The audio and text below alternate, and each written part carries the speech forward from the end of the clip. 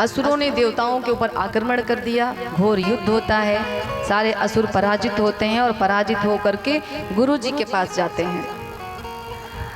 दैत्यों के गुरु कौन है? शुक्राचार्य जी महाराज। गए, लगे रोने, महाराज बलि भी गए।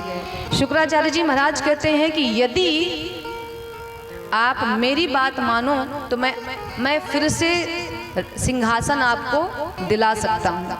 राजा बलि से कहते हैं कि हे बलि, यदि आप मेरे कहने पे चलो तो गुरु के अंदर इतना सामर्थ्य होता है कि वो जगत में कुछ भी कर सकता है। एक गुरु कृपा है, ये गुरु का महात्मा है कि यदि हम गुरु के बताए हुए मार्ग पे चलें और हमें हमारे जीवन में योग्य गुरु प्राप्त हो जाए तो गुरु कृपा से हम संसार में किसी भी पद प्रतिष्ठा को प्राप्त कर सकते हैं। शुक्राचार्य जी ने भी कहा कि यदि मेरी बात आप मानेंगे तो मैं आपको स्वर्ग का सिंहासन फिर से दिला सकता हूँ, भले ही आप हार गए हो। बलि महाराज ने कहा, महाराज हे गुरुदेव, आप जो कहोगे मैं वो करने को तैयार हूँ। और इसीलिए कहते हैं कि जीवन में गुरु सबको बनाना चाहिए। और गुरु एक चीज, गुरु बनाते समय एक बात का और ध्यान रखना चाहिए कि गुरु आपका योग्य होना चाहिए। कभी भी स्वरूप देख करके गुरु का चुनाव नहीं करना चाहिए। कभी भी व्यवस्था देख करके गुरु का चुनाव नहीं करना चाहिए कि भाई मेरे गुरु जी तो उतने बड़े हैं, उनसे तो मिलना ही मुश्किल है। गुरु ऐसा बनाओ कि जब आपके जीवन में कोई कठिनाई आए, जब आपकी इच्छा हो तो अपने गुरु से जाकर के मिल सको।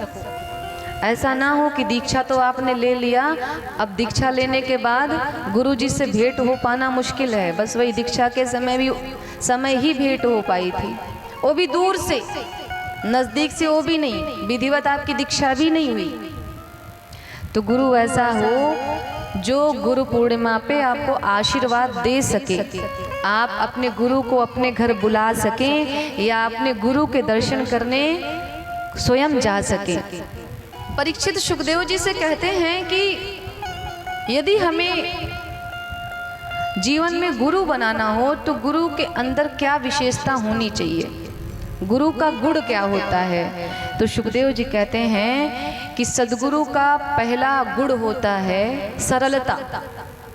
जीवन में सरल होना सबसे कठिन कार्य है। सरल शब्द जितना सरल कहने में सरल है, उतना वास्तविक जीवन में सरल होना कठिन है। सद्गुरुदेव का पहला गुण जो होता है वो है सरलता। सरल होने चाहिए, सौम्यता। और जब भी आपके जीवन में कभी कोई कठिनाई आए, कोई विषम परिस्थिति आए, कोई संशय हो तो आपके गुरुजी आपको दिशा निर्देश कर सकें, ऐसा गुरु होना चाहिए जीवन में। एक गुण होता है गुरु के।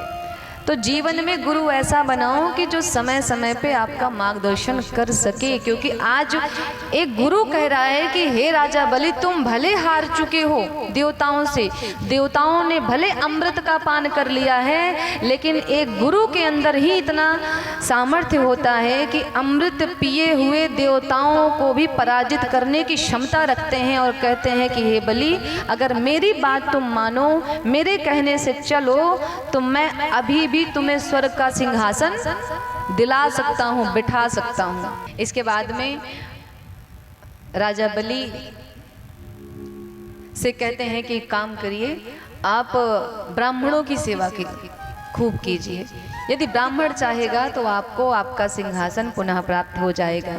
भृगवंशी ब्राह्मणों की सुखदेव जी कहते हैं परीक्षित महाराज बलि ने दिव्य सेवा करी और ब्राह्मणों ने उन्हें आशीर्वाद स्वरूप में एक अमोघ रथ प्रदान किया, जो विजय रथ था, जिस पे बैठ करके महाराज बलि ने जब देवताओं से युद्ध किया तो सारे देवता पराजित हुए। देवगुरु बृहस्पति ने सबसे कहा कि एक काम करिए, आप लोग अभी यहाँ से भागने में ही भलाई है, क्योंकि आज राजा बलि अमोघ रथ पे बैठ करके आया है, आज उससे कोई विजय प्राप्त नहीं कर सकता। इधर माता अदिति जो देवताओं की मैया है रोने लगी और अपने पति से कहती हैं कि हे ऋषिवर, मेरे सारे बच्चे बड़े कष्टित हैं, मैं क्या करूं, आप ही कुछ उपाय बताइए। महाराज ने पयोव्रत करने के लिए कहा कि आप शुक्ल पक्ष में, फाल्गुन शुक्ल पक्ष में 12 दिन तक दुग्धा आहार करके पयोव्रत का पालन करिए। इस व्रत को करने से हमारे जीवन के सारे कष्ट कटते हैं। मैया ने किया और अंततः मैया के व्रत से प्रसन्न होकर के, भादों का महीना है, शुक्ल पक्ष है, द्वादशी तिथि में भगवान वामन रूप में प्रकट होते हैं। और भगवान वामन जब प्रकट होते हैं तो सारे देवी देवता प्रसन्न हैं। तो गुरु बृहस्पति देव जी महाराज ने वामन देव से ये प्रार्थना करी कि जो ये राज्यपाट छिन गया है देवताओं का, जाइए राजा बलि से पूरे राज्य की भिक्षा लेकर के आप आइए। जब वामन भगवान से इस प्रकार की भेंट मांगते हैं महाराज गुरु बृहस्पति देव महाराज, तो वामन महाराज दिव्य स्वरूप धारण करके प्रकट हुए हैं। और वामन भगवान दिव्य स्वरूप छोटे से बटुक जी महाराज स्वरूप धारण करके राजा बलि के पास पहुंचते हैं और पहुंच करके राजा बलि से 3 पग भूमि का दान मांगते हैं। सुखदेव कहते हैं, परीक्षित जब वामन भगवान राजा बलि के पास गए तो बलि ने बार बार कहा कि प्रभु कुछ मांगो, कुछ मांगो। भगवान ने कहा कि मुझे कुछ नहीं चाहिए, मैं बहुत संतोषी ब्राह्मण हूँ। लेकिन राजा बलि बार बार कहते हैं कुछ तो मांगिए मेरे से। तब भगवान कहते हैं कि हे राजन, अगर तुम मुझे कुछ देना चाहते हो तो 3 पग भूमि मुझे दान में दीजिए। सुखदेव कहते हैं, हे परीक्षित, जब भगवान ने 3 पग भूमि दान में मांगा ना, तो महाराज बलि ने संकल्प ले लिया कि मैं आपको 3 पग भूमि दान में देता हूँ। और जो दृश्य है वहाँ का, महाराज वामन भगवान आज राजा बलि को अपने स्वरूप से छलने के लिए आए हैं, अपनी कृपा बरसाने के लिए। महाराज बलि ने 3 पग भूमि का दान दिया और 2 ही पग में भगवान ने पृथ्वी लोक के सारे लोकों को नाप लिया। और अब तीसरा पग कहाँ रखें भगवान? भगवान कहते हैं कि यदि मेरा दान पूरा नहीं करोगे महाराज बलि, तो मैं आपको श्राप दे दूंगा। इधर शुक्राचार्य जी महाराज पहले ही जान गए कि ये कोई साधारण बालक नहीं है। शुक्राचार्य जी महाराज ने अपने शिष्य को बहुत समझाने का प्रयास किया कि देखो, दान मत दो। क्यों? क्योंकि इन्हें कोई कुछ दे ही नहीं सकता, ये तो पूरे जगत को देने वाले हैं, इनकी कृपा से ही तुम्हें प्राप्त हुआ है, तुम इन्हें क्या दे पाओगे?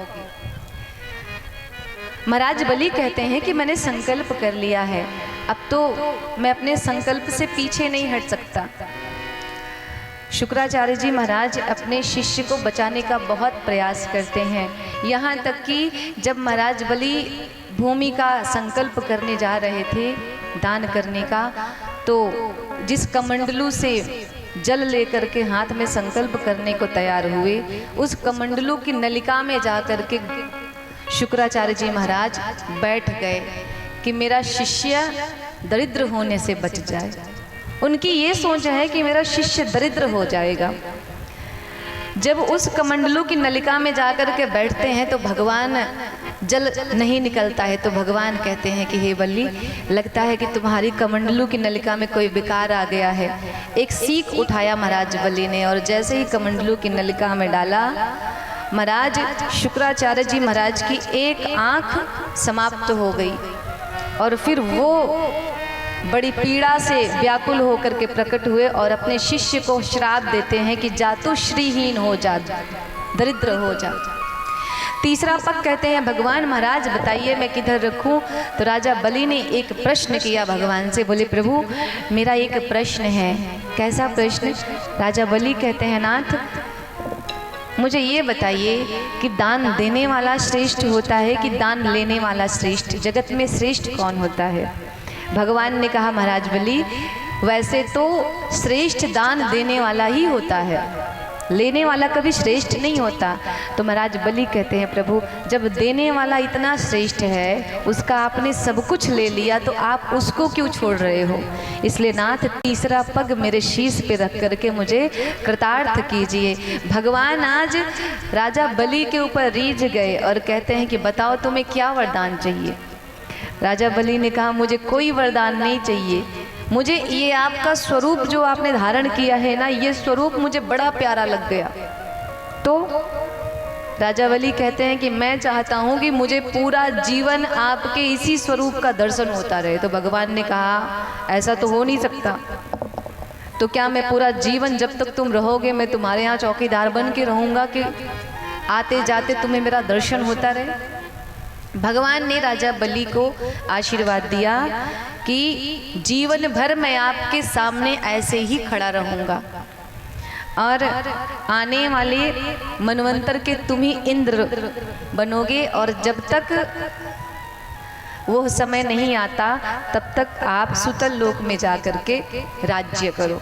इतना कह के सुखदेव जी कहते हैं परीक्षित, इस प्रकार भगवान विविध मनवंतरों में विविध प्रकार से अवतार लेकर के भक्तों को आनंद प्रदान करते हैं।